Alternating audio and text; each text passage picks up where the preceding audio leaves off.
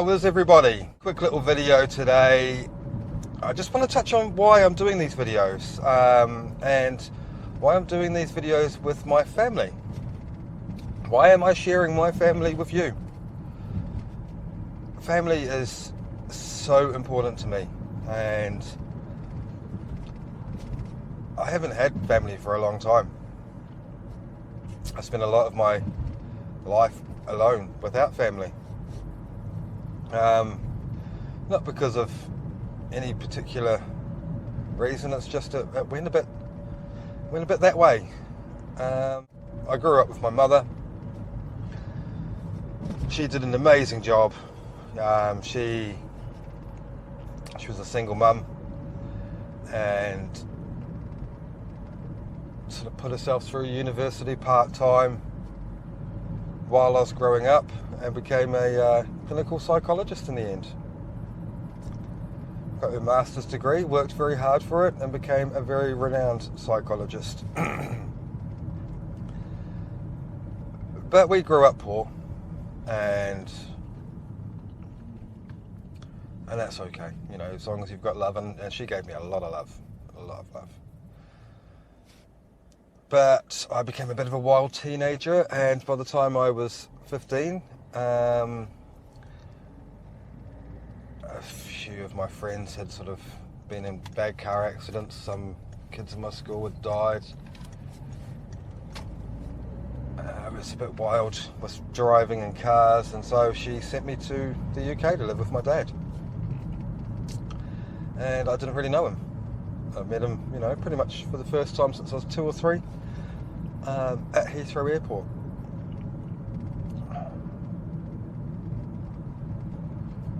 I then spent a couple of years going back and forth between here and New Zealand. Joined the army.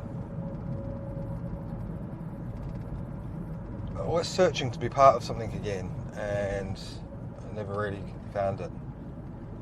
My mum passed away when I was 23.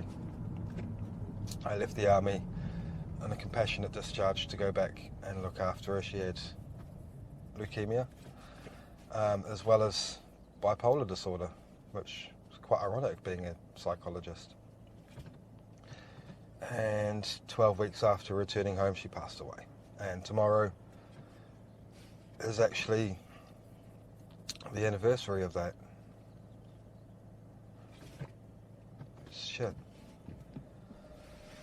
So, I've spent a lot of my life soul searching and feeling kind of abandoned by everybody.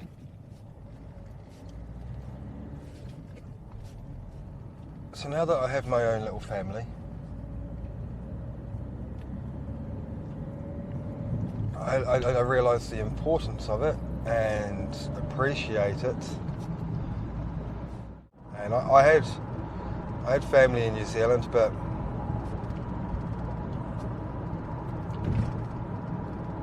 nobody was really there for me. You know, it was a really hard time of life. I just, you know, left the army to go back there, and even though I wasn't terribly institutionalised, you are brainwashed when you go into the army. You're brainwashed to become a soldier. You know, you're reprogrammed. It's brainwashing, isn't it? You're reprogrammed. You're not a civilian anymore, and it's drummed into you. And you have a lot of things done for you that when you get back out into the normal world, you then have to relearn, which is why it's such a hard adjustment for a lot of people. And I not only had that, but I was in another country, back in a small town that I didn't particularly like, if I'm honest. And dealing with my mother going through all of this cancer treatment,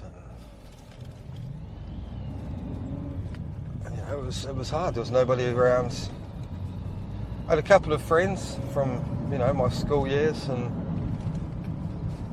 but in all honesty, I just got lost in partying and drinking and trying to forget. And people came along that road with me, and when I wanted to exit that road in life, they sort of disappeared along with it. Which is why I ended up coming back to the UK. And yeah, it's quite a personal one, this one, isn't it? Kind of a hard one to talk about. A bit of an emotional creature, me. So, when I do a house clearance and somebody's passed away,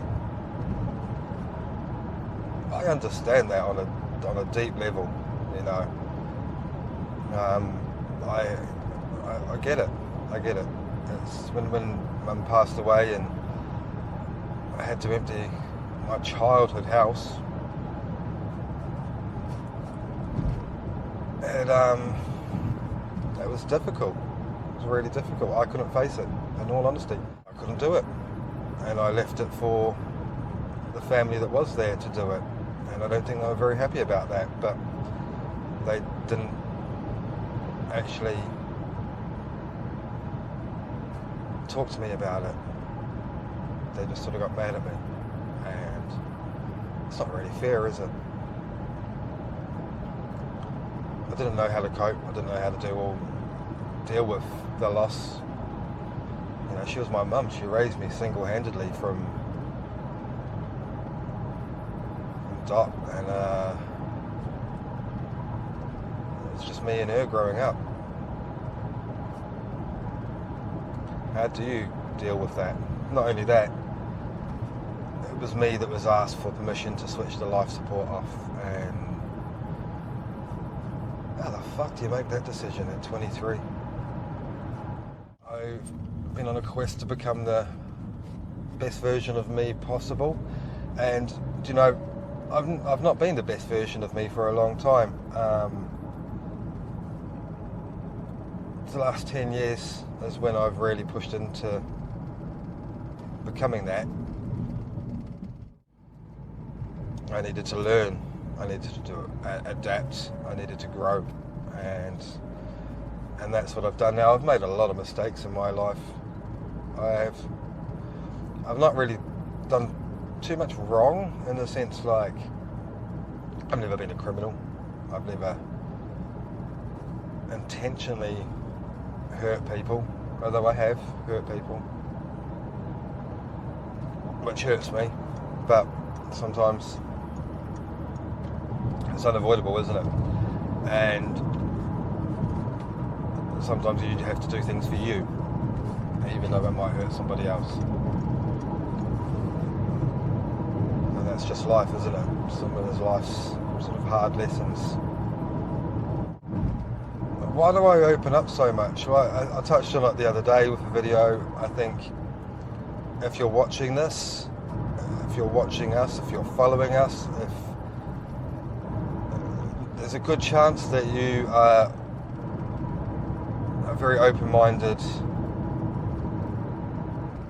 non-judgmental person. And do you know what?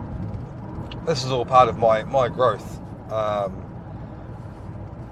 This is taking a big step into the unknown and putting myself out for the world to judge, you know? All my insecurities are getting tested at the moment. I've never been one to be in front of a camera. Here I am.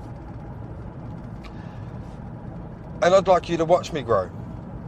And I would like for that to help inspire somebody else that's perhaps in a position where they feel a bit abandoned by the world.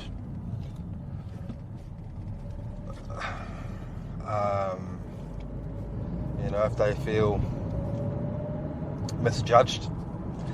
Quite often I was misjudged throughout life. And on that note, it's time for me to go and hit these weights, swing about on some bars, do a little bit of stuff. This is going to be the video for today. I'm not going to probably going to be long-winded enough as it is, if I'm honest. But it can be very difficult editing these, so I want to spend a bit of time making sure it's uploaded properly and all of that palaver. Hope to see you all soon. Adios.